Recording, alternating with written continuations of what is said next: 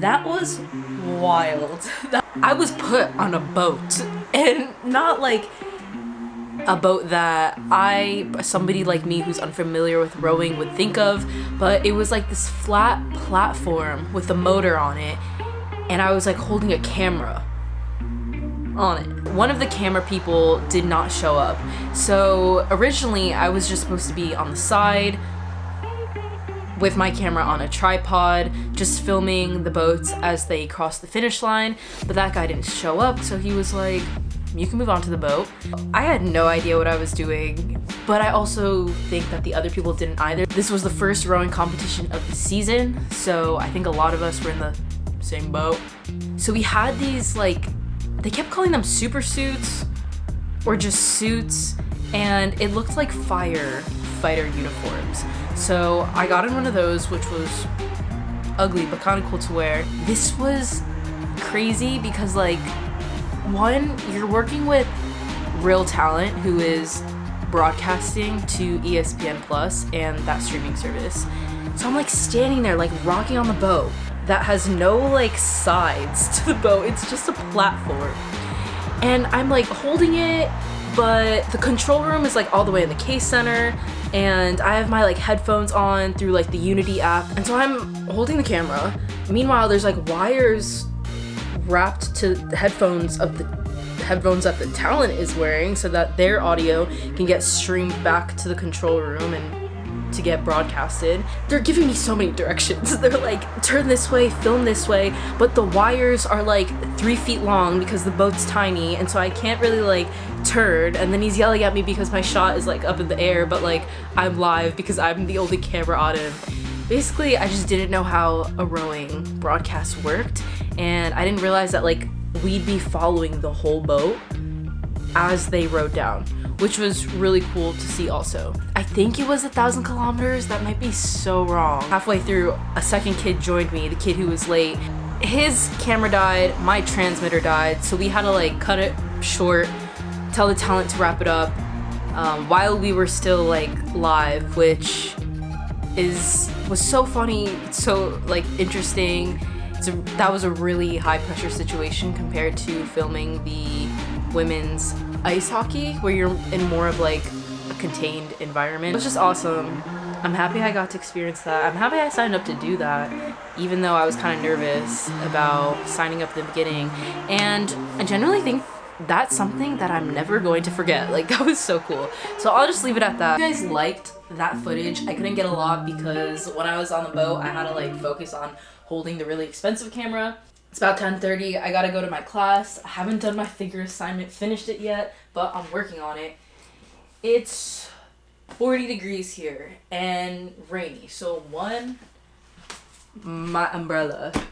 2, I can't wear this. I'm feeling it's just going to be a sweatshirt.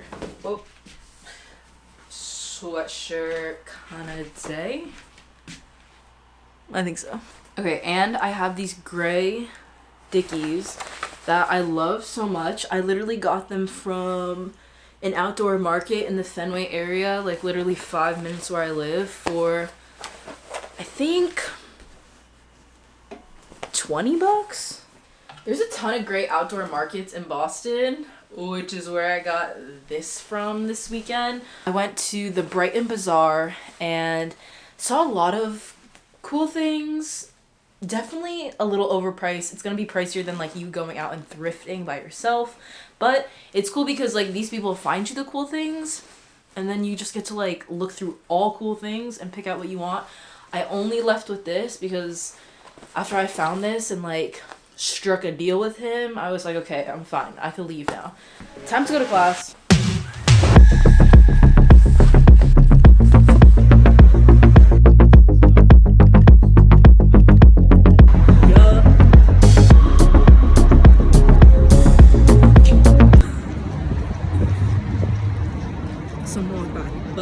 Participate today, which is awesome because I never participated in that class.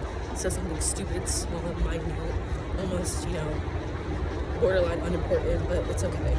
If you guys struggle participating in class like I do, if I can do it, you can do it. Made it to Marciano. First up, we have pulled pork, green onions, waffle fries, and barbecue sauce.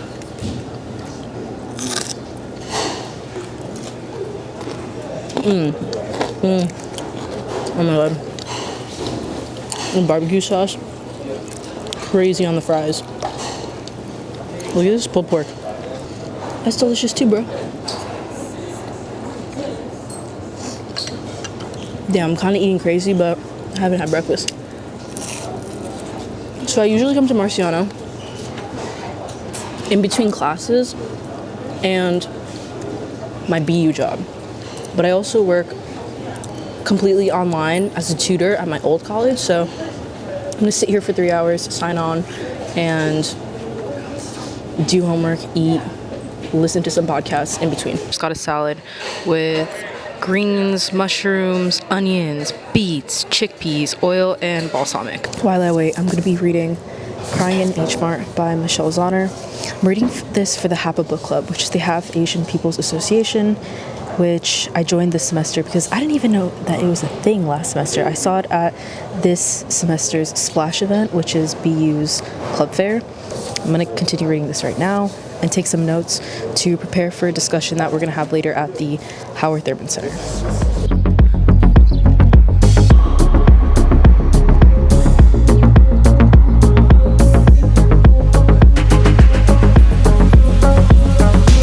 Look how beautiful it is outside.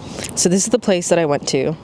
If I'm butchering it, I'm sorry, but it's Orinoco. I got 2 arepas. Got this one, which just has Venezuelan creamy Guyanese cheese. And then I got the Valenciana, which has grilled chicken, tomato, red onion, and guasacaca. So I got these because when I saw the place in Cambridge, I was like, oh my god, I usually never have these, but the one time that I did was at EDC in Orlando this past November when I went with Sasha. And it was like day 2, or no, I think it was day 3. But me and Sasha were like leaving. It was like 1 or 2 a.m. in the morning. And these 2 guys just come out of nowhere, and Sasha gets to talking with them. And basically like they're just feeding us arepas from the street cart that was there. And we had no idea what it was. So we were just like, okay, like, sure, we'll eat some with you. And they were so friendly. I think they were from Colombia. But those were just cheese and the corn. And so you have the corn on the outside. And this one was, I guess, the guac, onions, meat, and the avocado sauce in it. So, oh my god. This smells so good.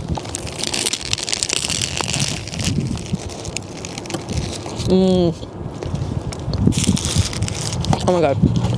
I didn't even get the chicken. But like the corn.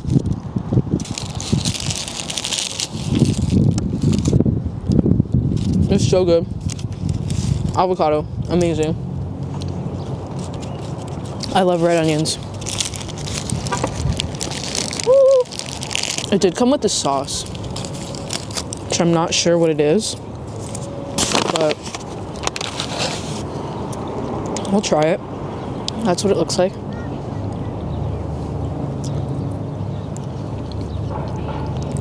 Oh my god. Oh, it's garlic. Sorry, she's interested in what you're doing. That's okay. Eating. Come on, child. Hello. Come on, baby, let's go. Come on, we're gonna, yeah, I know, don't pout. I don't know like what's like a lot or what's not a lot, but this is really good. This one's just cheese and the corn. This is more similar to what I had in EDC, but not this type of cheese. I've never had this type of cheese before. I thought it would be melted, but it's not. Actually, I just want to try the cheese by itself. I mean, it straight up just tastes like milk. It's a good cheese. It's awesome, right? Don't get me wrong. $6 though? It's not even melted. Maybe shouldn't be melted, but